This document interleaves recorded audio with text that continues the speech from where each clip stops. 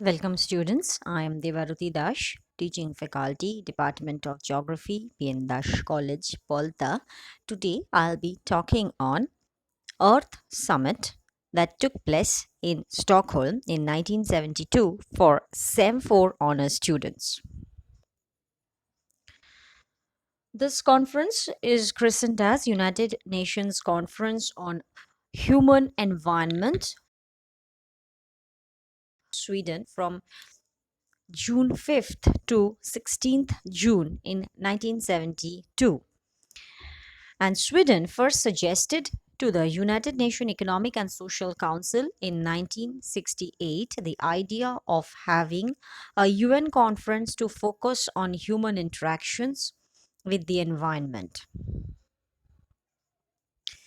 There were few issues that crop up in this summit. Firstly, the Soviet Union and the Warsaw Pact nations boycotted the conference due to the lack of the inclusion of East Germany, and this conference made division between developed and developing countries. There were few principles which were declared in this Stockholm summit. The principles are as follows. First principle states that man has the fundamental right to freedom, equality, and adequate conditions of life. Apart from that, he has also the right for a quality environment. Second principle, the natural resources of the earth should be protected. Third principle states that the capacity of the earth to produce vital renewable resources must be maintained. Fourth principle states that man has a special responsibility to safeguard and wisely manage the heritage of wildlife and habitat. Fifth states that the non renewable resources of the earth must be employed in such a way so as to guard against the danger of their future exhaustion. Sixth principle states that the discharge of toxic substances or of other substances and the release of the heat in such quantities or concentrations as to exceed the capacity of the environment to render them harmless must be halted. Seventh principle, where the states shall take all the possible steps to prevent pollution of the seas. Eighth principle states that economic and social development is essential for ensuring a favorable living and working environment for man. Ninth principle, environmental deficiencies generated by conditions of underdevelopment and natural disasters pose grave problems. Principle 10th, for the developing countries, stability of prices and adequate earnings for primary commodities and raw materials are essential to environmental management, since economic factors as well as ecological processes must be taken into account. Principle 11th, the environmental policies of all states should enhance and not adversely affect the present or future development potential for developing countries, nor should they hamper the attainment of better living conditions for all. Principle 12th, resources should be made available to preserve and improve the environment, taking into action the circumstances and particular requirements of developing countries. 13th principle, in order to achieve a more rational management of resources and thus to improve the environment, states should adopt an integrated and coordinated approach to their development planning. Principle number 14th, rational planning constitutes an essential tool for reconciling any conflict between the needs of the development and the need to protect and improve the environment. Principle 15th, planning must be applied to human settlements and urbanization with a view to avoiding adverse effects on the environment and economic and environmental benefits for all.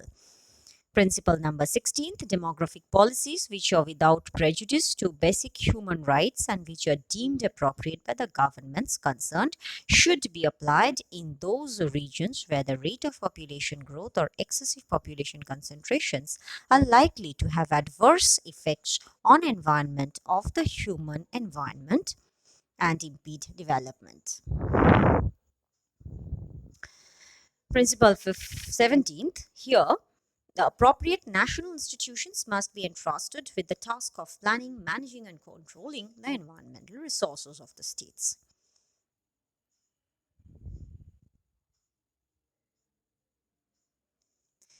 18th principle, science and technology, as part of their contribution to economic and social development, must be applied to identification, avoidance, and control of environmental risks. Principle 19th, education in environmental matters should be given to both younger generation and the adults. Principle 20th, scientific research and development in the context of environmental problems, both national and multinational, must be promoted in all countries, especially the developing countries. Principle 21st states that which are having uh, an important part, the states are having an important part because they have to formulate the international, have to formulate the laws, as well as they have to abide by the principles of international laws. And most importantly, the states have the sovereign right to exploit their own resources, but it should be done in a proper way that it is not hampering the interest and rights of others.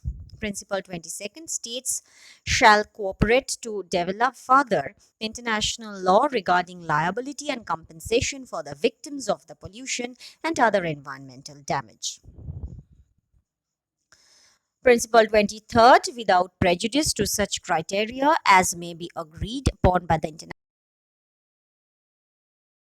have to determine nationally, it will be essential in all cases to consider the systems of values prevailing in each country and the extent of the capability and applicability of the standards also. Principle 24th, international matters concerning the protection and improvement of the environment should be handled in a cooperative spirit by all countries, big and small, on an equal footing. Principle 25th, states shall ensure that international organizations play a coordinated, efficient, and dynamic role for the protection and improvement of the environment. Principle number 26th, man and his environment must be spared the effects of nuclear weapons and all other means of mass destruction. Now, the outcome, the more important outcomes from this was that in this conference, Earth Summit, Stockholm, the then Prime Minister Indira Gandhi participated and gave a speech which been ecological management and poverty alleviation. And this conference sowed the seed for other conferences and summits, namely Rio Conference of 1992, the World Summit on Sustainable Development 2002, United Nations Conference on Sustainable Development, Rio Plus Summit, which was also the effect of this Stockholm Summit. And the action plan has been chalked out. First, global environmental assessment program, which is called the Earthwatch, was to be constituted. Environmental management activities, and finally, the international measures to support the national and international actions of the assessment and management. And this is the diagram which shows how environmental assessment is juxtaposed with the environmental management and what are the supporting measures. This is the framework of the action plan. And the recommendation, first recommendation that came was the celebration of 5th June every year as World Environment Day. environmental fund to be created, and most importantly, the cooperation from international as well as on the national basis was also framed in this conference. Now let us see the questions. So write the salient features of Stockholm Summit 1972. We can write about them. What is UNEP? We can also write about it quite well. Write about plan of the Earth Summit of 1972. We can also write about them quite well. And here I have given a question that is UNEP, that is United Nations Environment Program. This was the program which was established in this conference itself. With this, I have given the references from where I have prepared this presentation. And with this, I would like to say thank you for your patient hearing.